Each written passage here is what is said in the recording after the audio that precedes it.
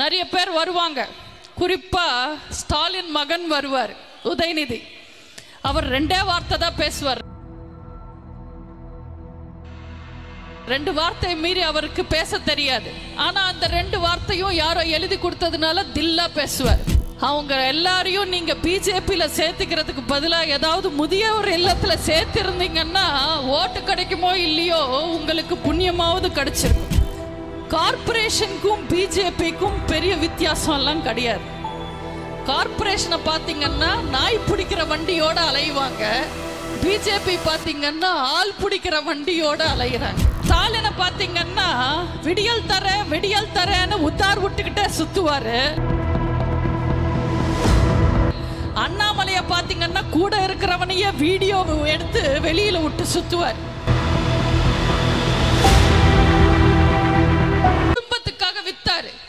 இன்னைக்கு கருணாநிதி வழி வந்தவங்க எல்லாம் கஞ்சா, அபின், கோக்கைன்னு வித்துக்கிட்டு இருக்காங்க. இதுவா விடியல் அரசு? இது வீணா போன அரசு. நம்ம அதிமுக ஆட்சி காலத்துல பாத்தீங்கன்னா பட்ஜெட் கூட்டம் நடக்குது, பட்ஜெட் தாக்கல் செய்யறோம்னா ஒட்டுமொத்த தமிழ்நாடு உன்னிப்பா கவனிப்பாங்க, ஆர்வமா பார்ப்பாங்க. ஏன்னா அதுல மக்களுக்காக நல்ல திட்டங்கள் வரும், நல்ல அறிவிப்புகள் வரும்னு. ஆனா இந்த திமுக பட்ஜெட் தாக்கல் செய்யும் போது ஒரு நாய் கூட சீண்ட மாட்டேங்குது, திரும்பியே பார்க்க மாட்டேன்றாங்க. ஏன்னா அது உண்மையான பட்ஜெட் கிடையாது, ஒரு ஜெராக்ஸ் பட்ஜெட். அது போடுறதுக்கெல்லாம் பினான்ஸ் மினிஸ்டர் தேவையில்லை, ஒரு ஜெராக்ஸ் மிஷின் இருந்தாலே போதும். எங்க ஊர்ல எல்லாம் ஒரு குடிகாரன் கதை சொல்லுவாங்க. ஒரு பயங்கரமான குடிகாரர் இருந்தாரா, என்ன பண்ணாலும் அவரோட குடியை நிப்பாட்ட முடியல, கம்மி பண்ண முடியல. அவங்க வீட்டில் இருக்கிறவங்க எல்லாம் ரொம்ப அவஸ்தைப்பட்டுட்டு இருந்தாங்க. அவங்க மிரட்டி பார்த்தாங்க, அடிச்சு பார்த்தாங்க, கெஞ்சி பார்த்தாங்க, கோவிலுக்கு கூட்டிட்டு போய் பார்த்தாங்க, எல்லாம் பார்த்தாங்க. அவங்களால ஒன்றும் பண்ண முடியல. எல்லாரும் ஒரே கவலையில் இருந்தாங்க. ஒரு நாள் அந்த குடிகாரரோட நண்பர்கள் எல்லாம் சேர்ந்து அவரை ஒரு சாமியார் கிட்ட கூட்டிட்டு போனாங்க. சாமியார் கிட்ட கூட்டிட்டு போய் இவனுக்கு கொஞ்சம் நல்ல புத்தி சொல்லி கொடுங்க, நிறைய குடிக்கிறான், குடும்பம் அவஸ்தைப்படுது, இவனை எப்படியாவது திருத்திடுங்க, அந்த குடியை நிப்பாட்ட வைங்கன்னு. சாமியாரும் அந்த குடிகாரனை கூப்பிட்டு, குடிக்கிறதெல்லாம் தப்புப்பா, அது மகா பாவம், நீ குடிக்காத, நீ நினைச்சா உன்னால குடியை நிப்பாட்ட முடியும்னு தைரியம் சொல்லுவார். எனக்கும் குடியை நிப்பாட்டணும் தான் சாமி ஆசை, ஆனா என்ன பண்றது, யாராவது என்ன பேர் வச்சு கூப்பிட்டாங்கன்னா எனக்கு அந்த பேரை கேட்ட உடனே குடிக்கணும்னு தோணுதுன்னு. சாமியார், அப்படி என்னப்பா உன் பேருன்னு கேட்டா, என் பேர் நெப்போலியன் சாமின்னு. அதுதானே உன் பிரச்சனை, உன் பேரை நான் மாத்துறேன்னு. அது எப்படி சாமி திடீர்னு என் பேரை மாத்துவேன், நான் மாத்திர பாருன்னு சொல்லி பக்கத்துல இருக்கிற கமண்டலத்திலேருந்து தண்ணி எடுத்து 3 வாட்டி தெளிச்சு விட்டு, இன்னிலேருந்து உன் பேர் நெப்போலியன் கிடையாது, உன் பேர் நவீன், நீ புத்தம் புதுசு, இன்னிலேருந்து நீ குடிகாரன் கிடையாது, நீ குடிக்க மாட்டேன்னு சொல்லி அனுப்புவார். அவனும் வீட்டுக்கு போவான். கொஞ்ச நேரம் முயற்சி பண்ணுவான், உட்காந்து பாப்பா, படுத்து பாப்பா, நடந்து பாப்பா, அவனால முடியாது. அப்புறம் யோசிச்சு பார்த்துட்டு போய் ஒரு சரக்கு பாட்டில் எடுத்துட்டு வந்து அந்த சரக்கு பாட்டிலுக்கு 3 வாட்டி தண்ணி தெளிச்சுட்டு, இன்னிலேருந்து நீ சரக்கு கிடையாது, உன் பேர் கஷாயம், உன்னை குடிச்சா தப்பில்லைன்னு ஒரு நியாயத்தை சொல்லிட்டா, கருத்தை சொல்லிட்டா, குடிச்சிட்டான். குடிக்கு அடிமையான ஒரு குடிகாரன் எப்படி குடிய விட முடியாதோ, ஊழலுக்கு அடிமையான திமுகவால ஊழல்ல இருந்து வெளியில வர முடியாது. அவங்க மக்களை பத்தி யோசிக்க மாட்டாங்க, மக்களை பத்தி கவலைப்பட மாட்டாங்க, மக்களுக்காக பட்ஜெட் போட மாட்டாங்க. போட்ட ஒரே பட்ஜெட்டுக்கு திட்டத்துக்கு மட்டும் பேர் மாத்தி வைப்பாங்க. நீங்க பாத்தீங்கன்னா 2023 பட்ஜெட்ல ஒரு 1500 கோடி ஒதுக்குனாங்க. எதுக்குன்னு கேட்டா, கூவம் ஆறு சுத்தப்படுத்துவோம், பூங்காக்கள் கட்டுவோம்னு சொன்னாங்க. இப்போ 2024 1500 கோடி ஒதுக்கிருக்காங்க. எதுக்குன்னு கேட்டா, நாங்க அடையாறு ஆறு சுத்தப்படுத்துவோம், பூங்காக்கள் கட்டுவோம்னு சொல்றாங்க. 2025லயும் 1500 கோடி ஒதுக்குவாங்க. எதுக்குன்னு கேட்டா, நாங்க பாலாறு சுத்தப்படுத்துவோம், பூங்காக்கள் கட்டுவோம்னு சொல்லுவாங்க. ஆனா எதையும் செய்ய மாட்டாங்க. 500 கோடி குளம் ஏரி எல்லாம் தூர் வாடுறதுக்காக ஒதுக்குனாங்க 2023. இந்த 2024 பட்ஜெட்லயும் 500 கோடி ஒதுக்கி இருக்காங்க, குளம் ஏரி எல்லாம் தூர் வாடுறதுக்கு. உண்மையில அவங்க எந்த ஆணியும் புடுங்கல. உண்மையில அவங்க 500 கோடி செலவு பண்ணி குளம் ஏரி எல்லாம் சுத்தப்படுத்திருந்தா சென்னை மலையில மிதந்திருக்காது, வெள்ளத்தில் வீணா போயிருக்காது, மக்கள் அவ்வளோ அவஸ்தைப்பட்டிருக்க மாட்டாங்க. சரி, திட்டத்தில் தான் திருட்டுத்தனம் பண்றாங்க, திட்டத்தில் தான் ஏமாத்துறாங்க, நிதியாவது ஒழுங்கா ஒதுக்குறாங்களான்னு பார்த்தா அதுவும் இல்லை. மாணவர்களுக்கு மடிக்கணினி கொடுக்கறதுக்கு நிதி இல்லை. ஆனா கருணாநிதி பன்னாட்டு மையம் கட்டுறதுக்கும் திரைப்பட நகரம் அமைக்கிறதுக்கும் 500 கோடி ஒதுக்கியிருக்காங்க. புதுசா ஸ்கூல் கட்டுறதுக்கு நிதி இல்லை. சரி, இருக்கிற ஸ்கூலுக்கும் காலேஜுக்கும் மாணவர்கள் போறதுக்கு ஒழுங்கான பஸ் இருக்கான்னா அதுவும் இல்லை. இன்னைக்கு தமிழ்நாட்டில் பஸ் நிலைமை என்ன? ஏறுறதுக்கு மட்டும் படிக்கட்டு இருந்தா போதும், இறங்குறதுக்கு படிக்கட்டு தேவையில்லை. ஏதாவது ஒரு இடத்துல குழி இருக்கும், தானா கீழே விழுந்துடுவாங்க. அப்படியே இந்த நிலைமை. கேள்வி கேட்டா திமுக அமைச்சர் சிவசங்கர் சொல்றாரு, அதிமுக ஆட்சி காலத்துல அவங்க பஸ் வாங்கல, அதான் இன்னைக்கு பஸ் இல்லைன்றாரு. அதிமுக 10 வருஷம் ஆட்சி காலத்துல நாங்க 15,000 பஸ் வாங்கினோம். 2018 986 பஸ் வாங்கினோம். 2019 2375 பஸ் வாங்கினோம். 2020 கொரோனா காலத்துல 240 பஸ் வாங்கினோம். ஆனா இந்த விடியா திமுக ஆட்சி அமைச்சு இந்த திருட்டு திமுக எத்தனை பஸ் வாங்கியிருக்காங்க? 2021 0, 2022 வெறும் 100 பஸ், 2023 0. இப்படி செய்யற தப்பெல்லாம் அவங்க செஞ்சுட்டு பழிய தூக்கி அதிமுக மேல போடுறதே அவங்களுக்கு வழக்கமா போச்சு.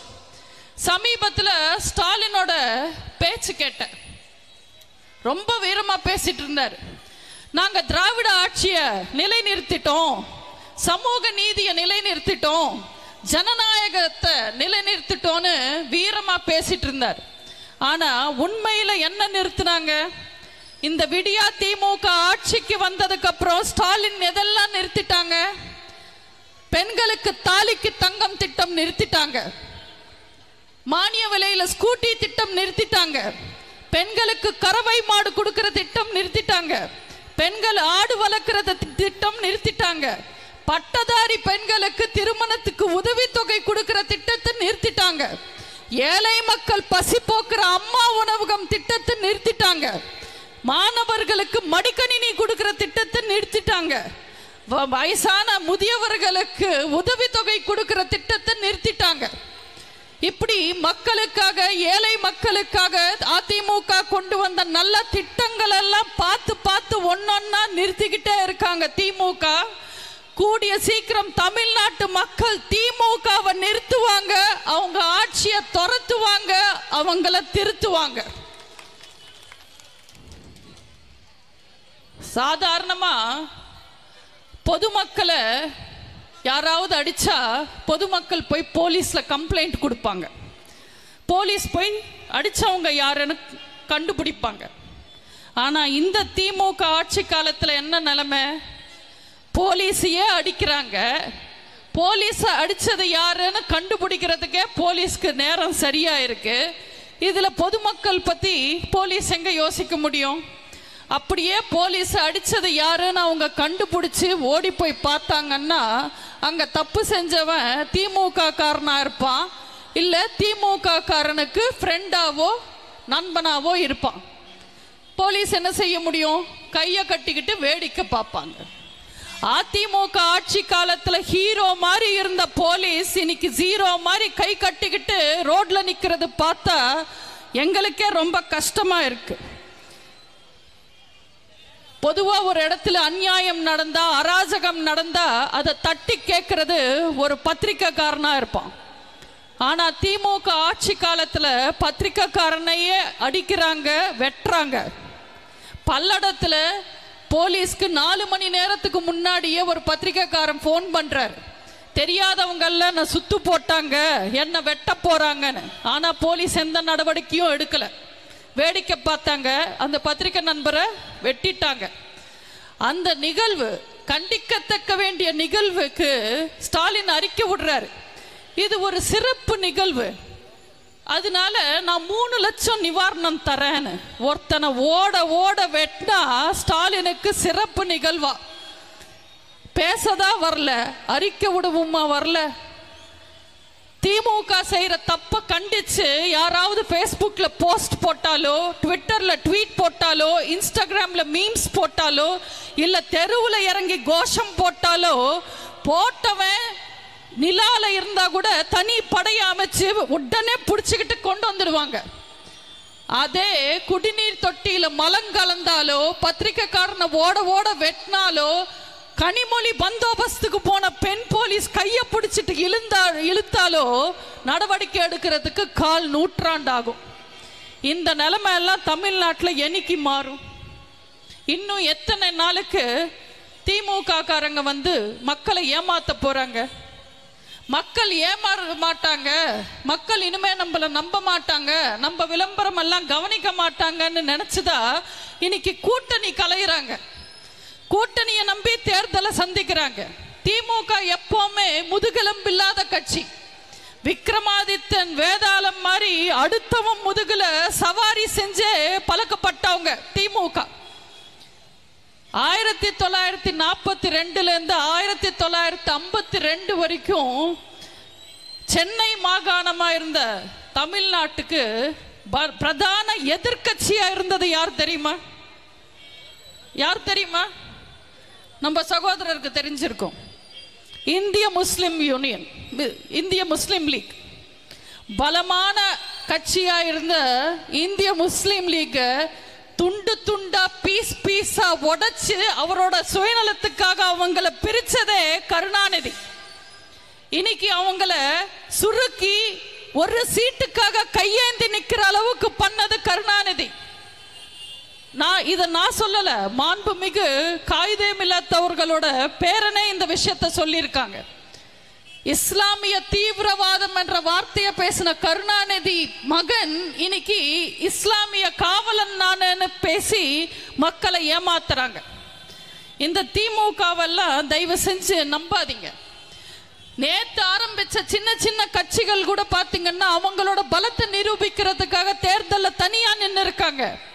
ஆனா திமுக தனியா நின்னதா சரித்திரமே கிடையாது. திமுகக்கே தெரியும் அவங்க தனியா நின்னா 5% ஓட்டு கூட வாங்க மாட்டாங்கன்னு தெரியும். எம்பி எலெக்ஷன்ல இல்ல, ஒரு கவுன்சிலர் எலெக்ஷன்ல திமுக தனியா நின்னா கூட ஓட்டு வாங்க மாட்டாங்க. ஒரு கட்சியோட பலம் அவங்க வச்சிருக்கிற கூட்டணி கட்சிகள் மேல இருக்காது. கூட்டணி கட்சிகளை வச்சு ஒரு கட்சியோட பலம் தெரியாது, இல்ல அடுத்த கட்சியில இருந்து ஆளை சேர்க்கிறதுல வச்சு கிடையாது. ஒரு கட்சியோட பலம் மக்கள் கிட்ட அந்த கட்சிக்கு இருக்கிற செல்வாக்கும் நம்பிக்கையும் தான் பலம். சமீபத்தில் பாத்தீங்கன்னா பிஜேபியில முன்னாள் அதிமுக காரங்க 17 பேர் சேர்ந்துட்டாங்கன்னு ஒரே விளம்பரம் கொடுத்தாங்க. அவங்க எல்லாரையும் நீங்க பிஜேபியில சேர்த்துக்கிறதுக்கு பதிலாக ஏதாவது முதியவர் இல்லத்துல சேர்த்திருந்தீங்கன்னா ஓட்டு கிடைக்குமோ இல்லையோ உங்களுக்கு புண்ணியமாவது கிடைச்சிருக்கும். இது தேர்தல் சமயம்ன்றதுனால மக்களை திசை திருப்புறதுக்காக அவங்களுக்கும் வீரம் இருக்குன்னு காமிச்சிக்கிறதுக்காக நிறைய பேர் வருவாங்க. குறிப்பா ஸ்டாலின் மகன் வருவார், உதயநிதி. அவர் 2 வார்த்தை தான் பேசுவார். 2 வார்த்தையை மீறி அவருக்கு பேச தெரியாது. ஆனா அந்த 2 வார்த்தையும் யாரோ எழுதி கொடுத்ததுனால தில்லா பேசுவார். சமீபத்தில் ஊடக நண்பர்கள் எல்லாரும் முன்னாடியும் வீரம் மாதிரி கெட்டப்ல நாங்க தமிழ்நாட்டு மக்களுக்கு நல்லது பண்ணணும்னு நினைக்கிறோம், நாங்க நிதி கேட்கிறோம் மத்திய அரசாங்கத்தை, நாங்க காசு கேட்டா கொடுக்க வேண்டியது தானே, கொடுக்க மாட்டேன்றாங்க, அது என்ன அவங்க அப்பம் வீட்டு காசான்னு உதயநிதி கேட்டார். நான் அந்த உதயநிதியை கேட்கிறேன், நீங்களும் கேட்கணும். 1 ரூபாய் மக்கள் வரி பணமா கட்டினா அதுல 50 பைசா மத்திய அரசாங்கத்துக்கு போகுது, 50 பைசா மாநில அரசாங்கத்துக்கு வருது.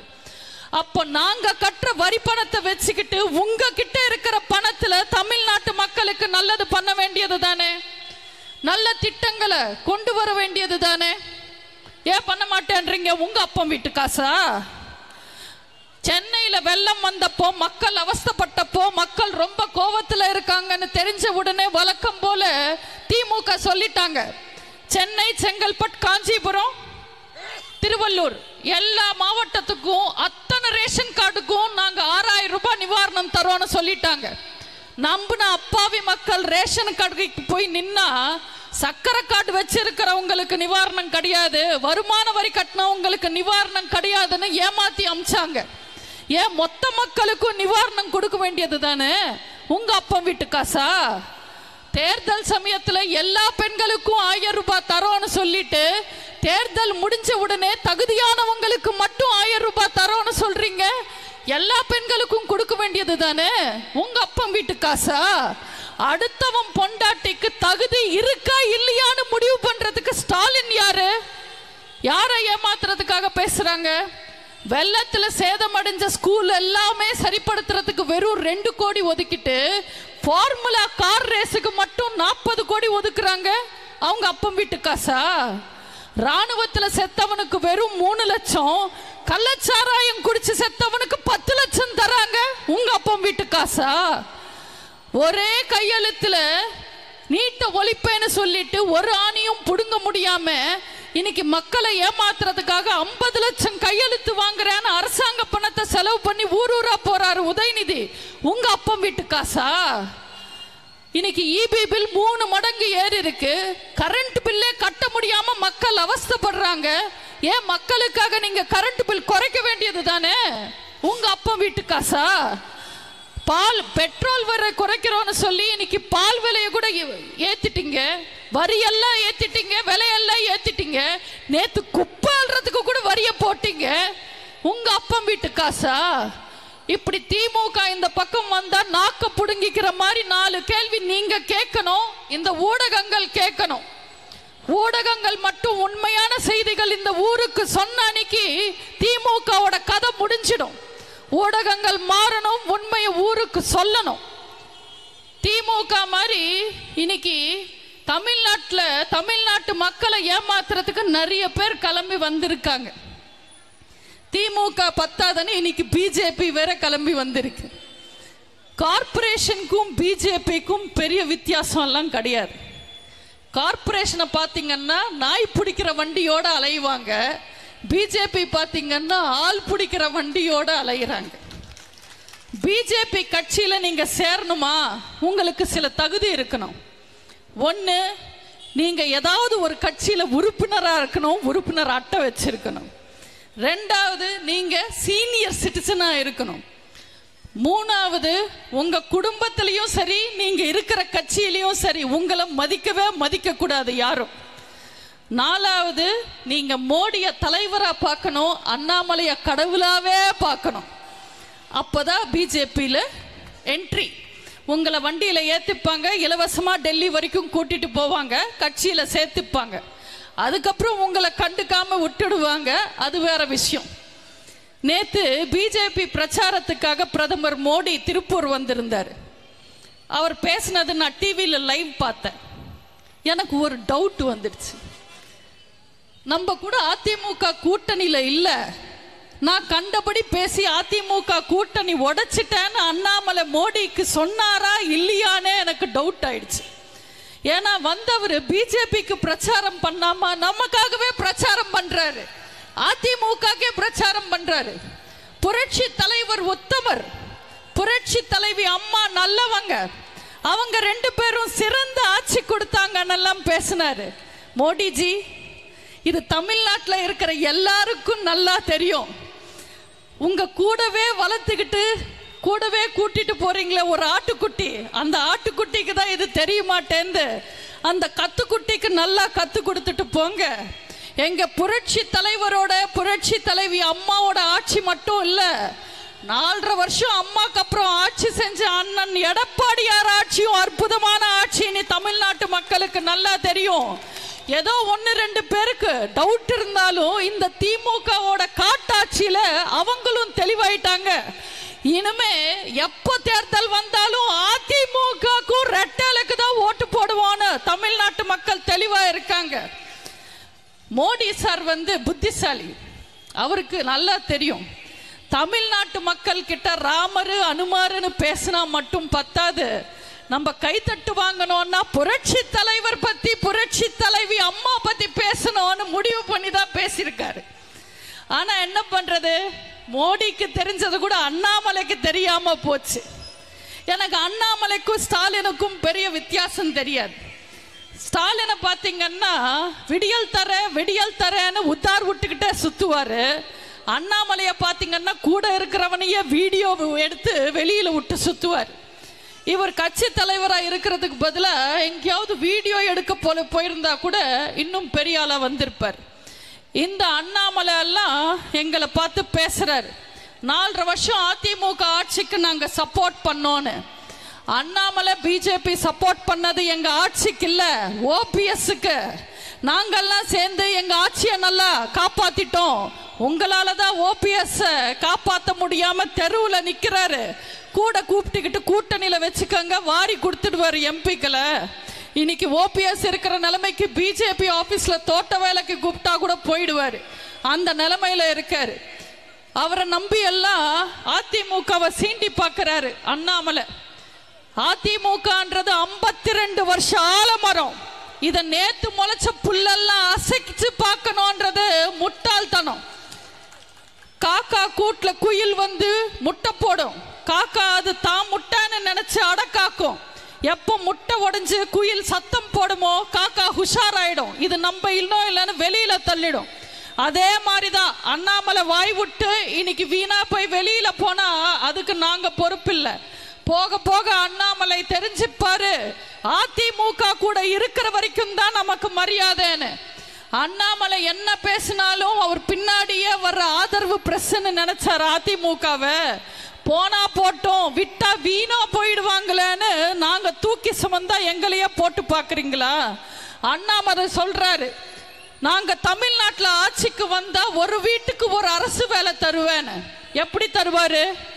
வட மாநிலத்துல கொடுத்து கிழிக்க வேண்டியது தானே. வடக்குல 10-15 மாநிலத்துல பிஜேபி தானே ஆட்சி செய்யுது. அங்க வேலை கொடுத்து கிழிக்க வேண்டியது தானே. அங்க பொழப்பில்லைன்னு தானே இன்னைக்கு பார்லர்ல இருந்து பானிபூரி விற்கிறவன் வரைக்கும் வடக்குல இருந்து பொழப்பு தேடி தமிழ்நாட்டுக்கு வராங்க. இதுல எங்கேருந்து இவர் ஒரு வீட்டுக்கு ஒரு அரசு வேலை தருவாரா? யார்கிட்ட வந்து பேசுறாரு அண்ணாமலை? அண்ணாமலை வேணும்னா ஹிந்துத்துவா பேசி திமுகவை எதிர்க்கலாம். ஏன்னா திமுக ஹிந்து விரோத கட்சி, அதிமுக அப்படி கிடையாது. எங்களுக்கு அம்மனும் அல்லாவும் மேரியும் மாரியும் வேற வேற கிடையாது, எல்லாமே ஒண்ணுதான், எல்லாரும் சமம் தான். இது புரட்சி தலைவரோட கட்சி. ஒன்றே குலம் என்று பாடுவோம், ஒருவனே தேவன் என்று போற்றுவோம். அன்னை இதயமாக அன்பே வடிவமாக வழிகாட்ட வேண்டும் என்று வணங்குவோன்னு பாடின புரட்சி தலைவர் கட்சி. ஹஜ் யாத்திரையோ, பழனி யாத்திரையோ, ஜெருசலேம் யாத்திரையோ, எல்லா மத யாத்திரைக்கும் நிதி உதவி செஞ்சு எல்லா மதத்தையும் சமமா பார்த்த புரட்சி தலைவி கட்சி. எங்க அம்மாவோட வேதமே மக்களால் நான், மக்களுக்காகவே நான் தான். இன்னைக்கு தமிழ்நாட்டில் மக்களை ஏமாத்துறதுக்காக நிறைய பேர் கிளம்பி வந்திருக்காங்க. தமிழ்நாட்டு அரசியல்ல பகல் கனவு காண்றவங்க நிறைய பேர் இருக்காங்க. ஆனா தமிழ்நாட்டு மக்கள் கனவுகளை நிறைவேற்றணும்னு நினைச்சு வாழ்ந்த ஒரே தலைவி புரட்சி தலைவி அம்மா மட்டும்தான்.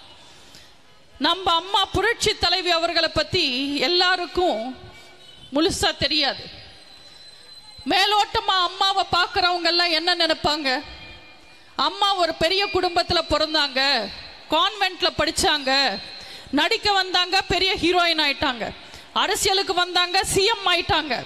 இதுதான் அவங்க வாழ்க்கைன்னு நினைப்பாங்க. ஆனா நம்ம அம்மா வாழ்க்கையில எத்தனை வலி, எத்தனை வேதனை இருந்தது தெரியுமா? படிக்க வேண்டிய வயசுல நடிக்க வந்துட்டாங்க. ஏன்? குடும்பத்துக்காக. குடும்பத்தை கவனிக்க வேண்டிய வயசுல புரட்சி தலைவர் ஆசையோட கட்சியில இணைஞ்சு கட்சியை கவனிச்சுக்கிட்டாங்க. ஏன்?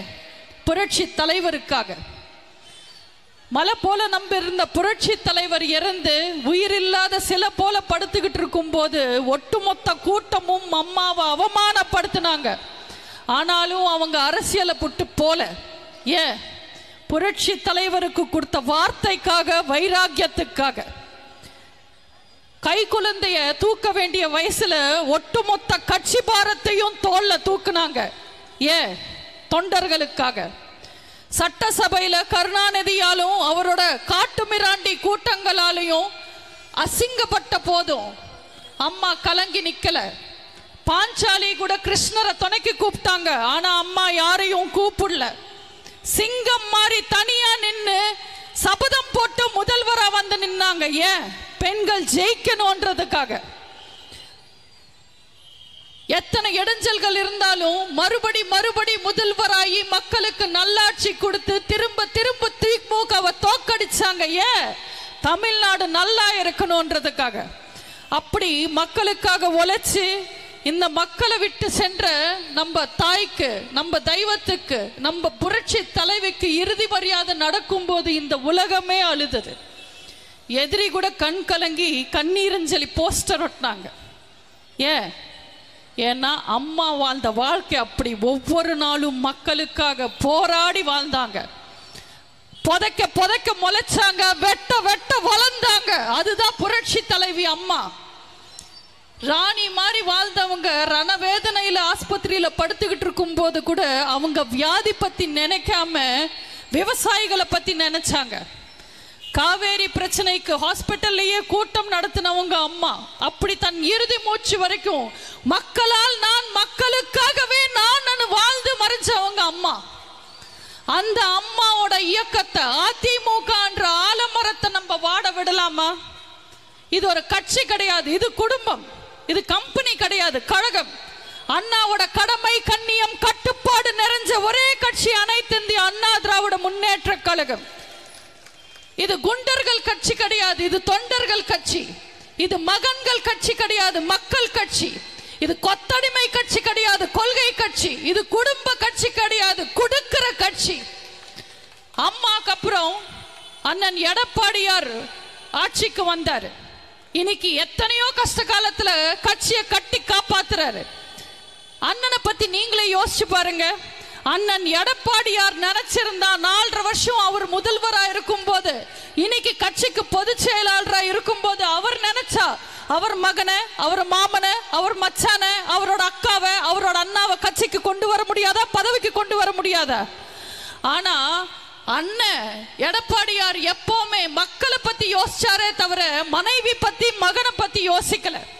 கட்சி பத்தி யோசிச்சாரே தவிர சொந்த காசு சம்பாதிக்கணும்னு யோசிக்கல. அம்மாக்கு அப்புறம் முதல்வரா வந்த அண்ணன் எடப்பாடியாரை பார்த்து கருணாநிதியிலிருந்து கைரேக பார்க்கிறவன் வரைக்கும் அடிச்சு சொன்னாங்க 10 நாட்கள்ல அதிமுக ஆட்சிக்கு வந்துடும். ஆனா என்னாச்சு? 4.5 வருஷம் நங்கூரம் போட்ட மாதிரி நல்லாட்சி கொடுத்தாரு. ஆனா இன்னைக்கு ஸ்டாலினுக்கு என்ன நிலைமை? 3 வருஷத்துல மூச்சு முட்டுது. அமைச்சருங்களால என்னால தூங்க முடியலன்னு ஊரூரா போய் புலம்புறாரு. மகன் வேற ஒரு பக்கம் போட்டு பார்க்கிறாரு. தயவு செஞ்சு இவங்களெல்லாம் நம்பாதீங்க. தமிழ்நாட்டு மக்கள் நல்லா இருக்கணும்னா அதிமுக ஆட்சியில இருக்கணும். தமிழ்நாட்டு மக்களை திமுக எத்தனையோ பொய்யான வாக்குறுதிகளை கொடுத்து, பொய்யான விளம்பரங்களை கொடுத்து ஏமாத்திருக்காங்க. உங்களை ஏமாத்தின திமுகவை நீங்க ஏமாத்த இதுதான் சரியான சமயம். இதோ வரப்போகுது நாடாளுமன்ற தேர்தல். எப்ப தேர்தல் வந்தாலும் அம்மாக்கு ஓட்டு போடுங்க, அண்ணன் எடப்பாடியாருக்கு ஓட்டு போடுங்க, ரெட்டேலுக்கு ஓட்டு போடுங்க.